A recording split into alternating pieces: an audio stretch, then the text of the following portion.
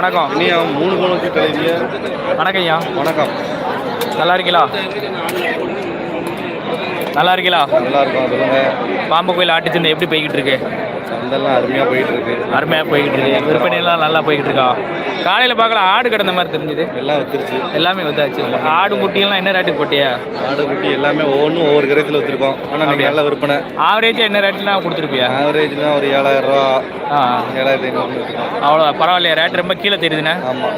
சரி, இப்போ நம்மகிட்ட ஒரு 2 கிடாயா 3 கிடாயா? இங்கே ஒரு 10 கிடாய் கிடக்கு. ஓ, அந்த சைடு ஒரு 10 கிடாய் கிடக்கும்.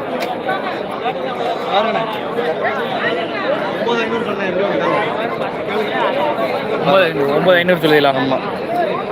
ஜோடியா? ஆமாம். ஜோடி 9000.